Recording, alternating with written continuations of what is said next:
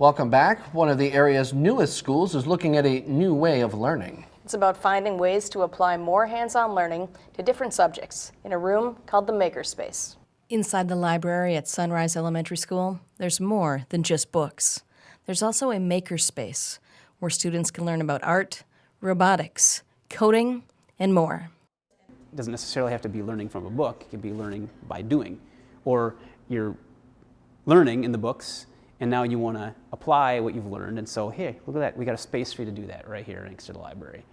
And that space is used by kids to explore new topics and learn new things. They could be making stuff with and creating with like more high-tech stuff, robotics, coding type things. Or they might take some stuff that would otherwise have been recycled. Toilet paper, paper towel tubes, old cereal boxes. Brian shares some of the students' projects on his Twitter page. Part of the idea behind the Makerspace is recognizing that not all kids learn in the same ways and creating places where hands-on learners can excel. Even in the things that we've been able to do this school year, there's kids who are just asking, when can we come back next? Versus the other ones are like, yeah, I gave it a try and, it's not my thing. But you want to give them all the opportunity to discover that for themselves. Sunrise Elementary was a new school this year, and the district was able to work this space into the school design.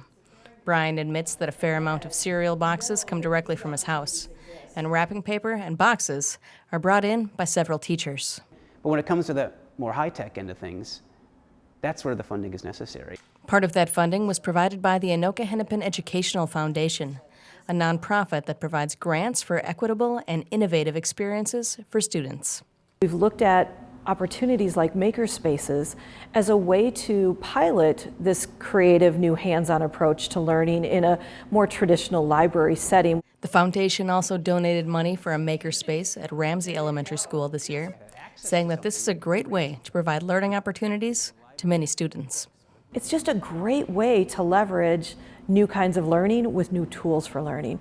And so our board has said, wow, if we're really looking at trying to bring more innovation to the district, and this is what our teachers are saying they would like to have to do that, it's a natural confluence for the foundation in terms of allocating donor resources. And the hope is that the learning in the makerspace will also be able to extend to other parts of life.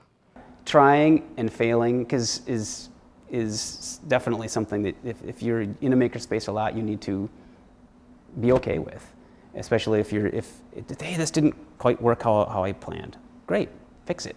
And then they'll be able to learn more. In addition to funding makerspaces, a few of the largest grants provided by the Anoka-Hennepin Educational Foundation go towards social emotional learning in ECFE and giving high schools money to pay for athletic and activity fees for families who couldn't otherwise participate.